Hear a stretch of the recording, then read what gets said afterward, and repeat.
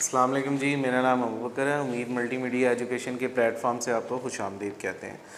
Chapter number 5 में physics class 9 हम exercise पर बात करने जा रहे हैं।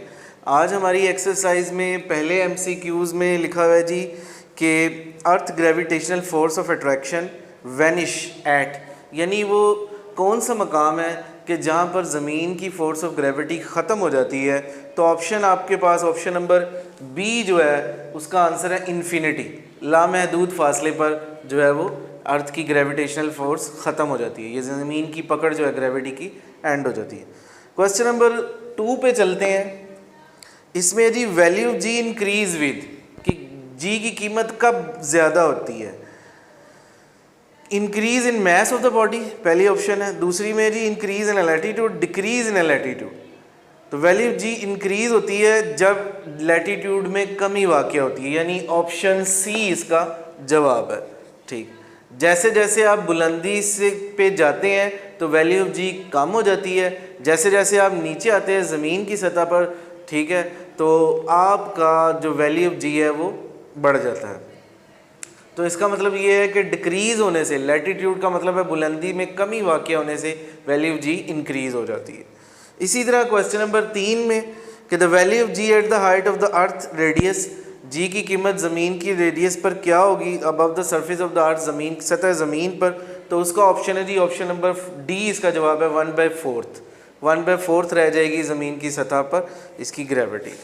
और क्वेश्चन नंबर 4 पर बात करते हैं। The value of G on the moon, अगर हम ग्रेविटी की बात करें मून पर तो वो 1.6 मीटर पर सेकेंड है। What will be the weight of 100 kg, तो अगर वहाँ पर किसी जिस्म का वेट जो है वो 100 kg हो, body on the surface of the moon, ज़मीन की सतह चांद पर, तो वो क्या होगा। तो उसने ऑप्शन है 100 न्यूटन, 160 न्यूटन और 1000 न्यूटन और 1600 न्यूटन, तो 160 होगा। 100 और 1.6 को आप जो है वो एक कैलकुलेशन करेंगे तो वो आपके पास 160 न्यूटन, यानी क्वेश्चन नंबर 4 का बी ऑप्शन जो है वो राइट वन है।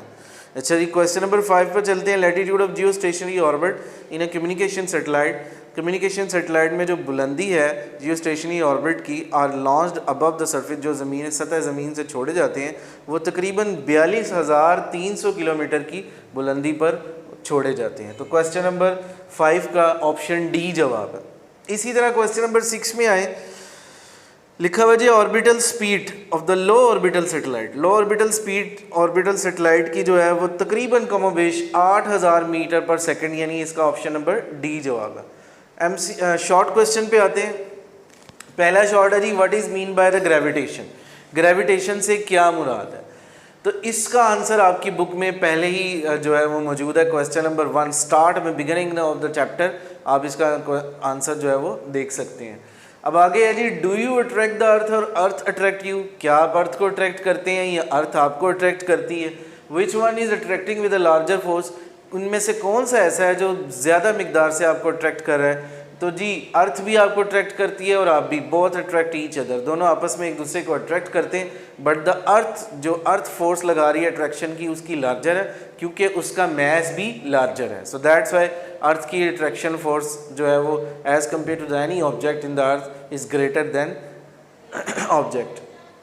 What is field force, field force भी आपके पास बुक में मौजूद है, सेकेंड टॉपिक है आपके बुक का, वहाँ से आप इसका आंसर देख सकते हैं।